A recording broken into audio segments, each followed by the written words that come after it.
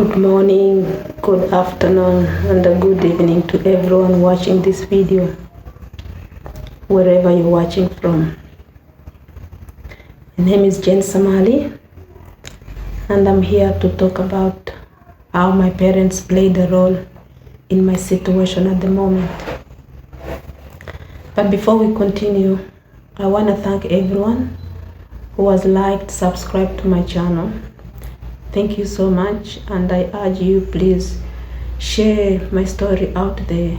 It might help someone who is in my situation to also find strength to come out and speak up.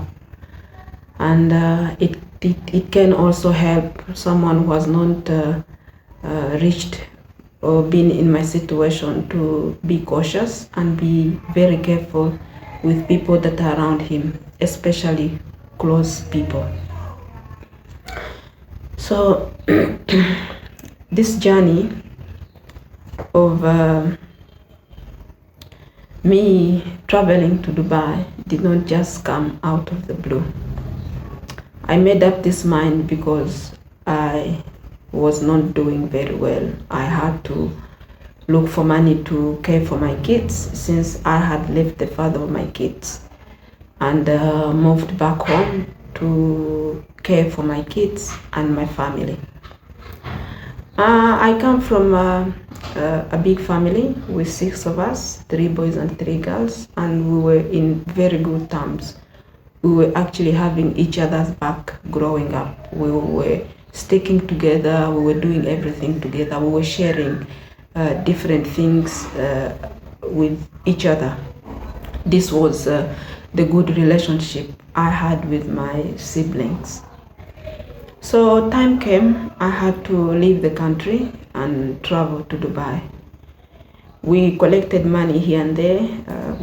I was coming from a very humble family which did not have like so much money, so we had to collect this money from each and every corner, friends, closest people, to help me travel.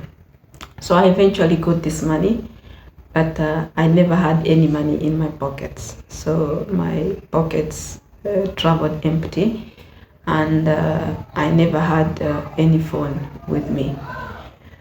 That aside, it's not something that was really bothering me. I was like, you know what, Jen, you can go out there and you can change your life and change the life of your family. And this is the mindset I went with. So I eventually traveled. I went to Dubai, had my first job, and I managed to work so hard, collect this money, support my family as much as I could. I would send money on a monthly basis. I remember when we landed in Dubai, this my first company had a system of giving all the people that were arriving in the company for the first time, awarding you 150 dirhams to each and everyone who was new. And this money that I was given, this is the money that I actually used to purchase some of the things that helped me in the beginning when I first traveled. So I worked so hard from this company. I immediately started sending money. I was sending money on a monthly basis when I started working. So I worked so hard. I went from company to company, and I was getting a little bit more money than I was getting. And the more money that I got, I could increase on the money that I was actually sending them every month. So I would cater for their bills, I would cater for my kids' bills, and everything on top of that. But time reached when I got money. I started buying, investing for my kids, because as I told you, I was a single mother, and I had no support from the father. So I literally had to do something for myself just in case I could not be able to work abroad. So I started investing. So I bought myself a house for my kids. We will be living. I bought a car. that would help out with the transportation of my kids, because my kids were in the school, so I felt it was important for them to have like transportation, and not only for my kids but for my family also, to help out with the shopping and all that. So when some of these things were put in place, time reached when something started disappearing. Like the car disappeared, no one would say anything, they would lie to me. Every time I asked, where did this go to? Someone lies to you just like that, you know. And I started being suspicious. So with this suspicious mind, time came and I had to travel back, you know. Life was getting complicated, so I decided that I'll be back home. So when I got back home, the response that I got from my parents was bad. It was really bad, because when I went to them and I explained my situation, like when you saw me at the time when I went to see my parents, like you would really see that I'm totally down. I was very sick. My skin was in a very terrible state. But when I asked questions to my mom that may I please know what happened to my house, because I have heard stories that the house was sold, and can you please, if you talk to your son, is it possible that you can call him and he comes and explain to me what really went down and what happened to the house? My mom's reply to me was, you know what, Jane, as you see the situation in the country, Fred will come out. When he gets money, he will come and tell you what really happened. But as the situation is now, you see things are not that easy. This country's money is not a joke. So when he gets money, he will come out and talk. This broke my heart, because if I was in her shoes, I'll be like, you know what, my child, I will call your brother, I will talk to him, let him like get you some money so you can go for treatment. So it was like their response was so defensive, full of lies. You know, if they don't lie to you, they always protect someone. So after my mom gave me this kind of response, I went to my dad, because before I went there, I was told that my dad was paid back my money of the land that I had bought, which was also never paid off. So they never wanted me to have this land, so they ate this money and I never paid it off. So the guy who was selling me the land got fed up, because he was paid half money and the balance was never paid. So he got the balance and paid it back to my father.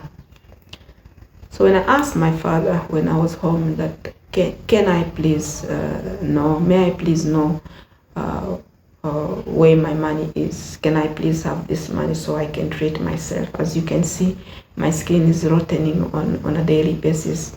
Is it possible to get this money? His reply to me was like, you know what, Jen, I use that money for certain things, and I will look for a job and I will get this money and pay this money to you. I felt so bad. In that moment, I immediately realized that, you know what, Jen, you're not literally gonna get anything, because the actions were like right there, like lies, defensive actions, you know, all the time misleading me to things that were not giving any results, and I was like left hanging, left in the blue, you know, with nothing to do. And with all that they said, I got my son. I remember I came back with him to Kampala, because from their reaction, from their actions towards me, it was so hard. I was feeling like it's not safe for my kids to be in such a place with such people who actually lie, even after doing my best, you know, sacrificing my life and give everything that I had to them, and this is what they pay me back. So my parents were basically playing a defensive mode action. So they would all the time defend my brother Fred Collins every time I had to ask questions that has to do with him. Anything you ask about your house, your car, they will all the time put an excuse, and they were not ashamed to lie to you. So with all these actions, I saw they really wanted me to be in this situation, because if they never wanted it, they would have done something. It could have been like calling out this brother to come out and explain himself what really happened, and say what he did, but nothing was done. Even my siblings, they don't wanna touch this topic. Ever since I came here, no one has said a thing. No explanation has been done to me about my thing. All the things that I know, I have found them out myself. I go out, I get to interact with people. People actually tell me how, this was like my house. I only got to know from a tenant who was living there that he had sold the house. And I got to know that my dad actually knew about it by one of the local leaders that was living there. He's the one who actually mentioned to me that he actually knew. In the beginning, I did not want to believe it, but later I had to, because from his actions that he showed, it really showed that he knew. Because why then would you not call out your brother? Because call out your son and ask him about what he did. But nothing like that happened. Nothing has been talked about. We have never had any meetings like trying to condemn what he did. Nothing. Getting anything from them was totally zero. They would just, keep silent and not even say anything. Reply to you, give you answers to whatever you're asking. So that's why with all these actions, I hold them 100% responsible for my situation, because I have not seen any support, I have not seen any help, I have not seen anything that comes from the side to actually help me. So in all these actions, I highly hold them responsible, because it's not normal for a parent who sees a daughter who's basically rotting on a daily basis, and you just keep silent about everything. So my dad also, when I was kind of asking why you had to do this, any time I touch this topic of asking about anything that I invested, he will instead go in a silent mode. He will not talk to you, he will not say anything, and they get so defensive. So this is why I hold them responsible for all what is happening to me, because if they had come out and spoken, maybe it would be a different story. So I will put more stories out there. I will end here for this evening. Thanks so much for watching. Please share out my story, and I'll catch you in the next video. Thank you so much. May God bless you.